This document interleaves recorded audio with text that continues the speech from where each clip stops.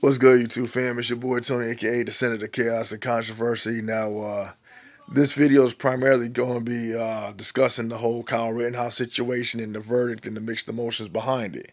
But before I get into that, uh, I want to address something. I know I invite people to my channel to one, not entertain the echo chamber, give their points of views and their feedbacks on the content that I post on my platform. Okay. And the purpose of me posting things, regardless if you agree with it or not, is to have these discussions. I've said this time and time again. And sometimes people get frustrated, but here's why I stand with some of the things that I post. I post things primarily because when I speak on validation, some of the things that I post, people do have valid points and the things that they point out or address that you have to sit back and wonder, why is this constantly being brought up? And part of the reason why I say things constantly get brought up because a lot of things go unresolved. Or you see a lot of patterns of things that take place where it falls in the favor of one group and not any other.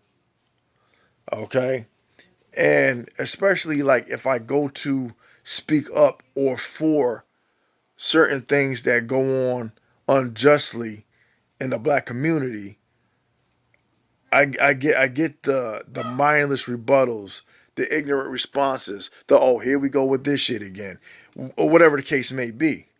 But if things go on or have been going on for some time, and because people now have adapted to this conditioning mindset of out of sight, out of mind. If it don't affect me, it's not my problem. So why bring it to my attention? I don't care, and that's the problem because I believe that people want to get others to the point to where they don't care, so things can continue going on as usual, business as usual. So when things go on, people are like, "Oh, that's fucked up," but oh well, it's been going on for this long. Why should things change? And if you do decide to address it, oh, and that part kind of bothers me. Because at what point is it acceptable to even speak up on something? You know, because it doesn't fit into your narrative, because it disrupted your day for some reason. And then on the flip side of the coin of that, when I speak up in regards to those in the white community, I catch hell for that. So it's like a damned if I do, damned if I don't situation. I don't get it, but whatever. I basically stand on validation. What's right is right. What's wrong is wrong.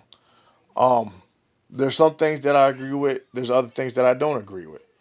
I stand on my own accord. Some things people might take an issue with because I'm not shucking and jiving, or I'm not entertaining an echo chamber, or it is what it is. You know, um, but that's I don't know. But anyway, to get on to this Kyle Rittenhouse thing. So I didn't speak on this situation before because I knew it was going to be a shit show from the jump, because people had already made it into a racial issue. You know, looking at how the justice system is set up in regards to who can get away with what and who can't. Okay, that part of the argument, we all understand that the system is flawed, and I'll make this as a point.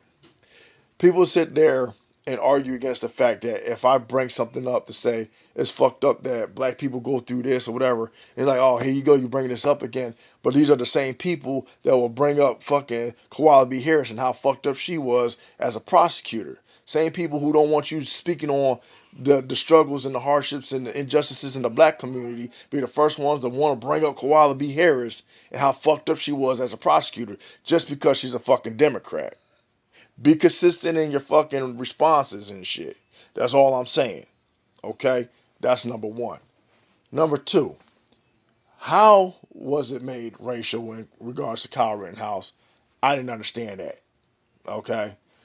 Um, because given the details and the facts of the case and the situation, Yeah, he was there for whatever his reason was to give or render aid to those who probably was hurt, give medical attention if need be, and to defend buildings, which for the most part, if you own a business or whatever the case may be, the buildings are most likely insured. So whatever. Um, but it's neither here or there. How did it become racial when you had one individual who identifies as being white who shot three other individuals, killing two, wounding one, and what were they? White. So where does the race or the white supremacy come into play with this whole situation? I don't get it because it's not like Kyle Rittenhouse was a white cop who shot an unarmed black person, went to trial, and got away with it. That wasn't the case. So I'm not understanding the outrage behind this. Now, if it's about a broken justice system in regards to the courts and how things are done in trial and or whatever the case may be, that's a different argument for a different day. But in his case, that shit didn't apply. So uh, I fail to understand uh, how racism and the white supremacy and that argument was factored in when it had nothing to do with the case. Because truth be told, when a lot of people want to get on the ignorant level and bring up the black on black crime, well, in this case, as clear cut as it was a white on white crime. A white person committing a violent act against other white people. So for me, I look at things on a simplistic note. All that technical nonsense and whataboutisms and if this or if that and if this no, we're not talking about other scenarios and stuff like that. Trying to make analogies and comparisons when there was no comparison. You know, um, yeah. Do I agree that the justice system is flawed and maybe in some cases if the shoe was on the other foot would have been fair, or would a black person have been given the same treatment?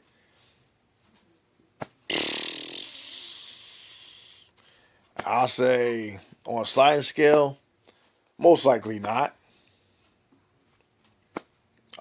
But again, it depends on the demographics. Um, I know Wisconsin ain't play or Minnesota or those demographics ain't too kind to my kind really. But it is what it is. But again, it's neither here or there. Um, Kyle Rittenhouse, as I looked at the situation, um, he was defending himself. Were people attacking him? Did he have to make a decision to fight or flight? Yeah. Um, does it always fall in the favor of other people if they were found in that situation? No. And we all know this to be a fact.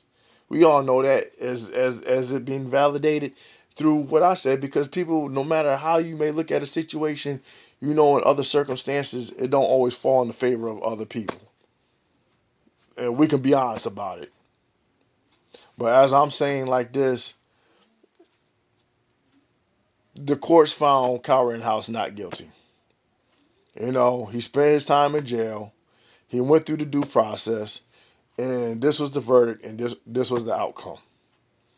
Okay, it's not like he went into some damn church that was filled with black people, like in other cases, and decided to assassinate and annihilate people for no justifiable cause or reason. Okay, so I'm just using that example to kind of just like say, hey, some things people try to overreach on to make it certain things out to be what it's not.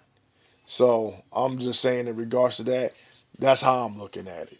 You can agree with me or disagree with me, but that's where I stand on it. But Anyway, that's all I got. Until next time, until next video, please like, share, and subscribe. And yeah, I know it's been a while and I'm still dealing with some personal shit. And yeah. Anyway, peace.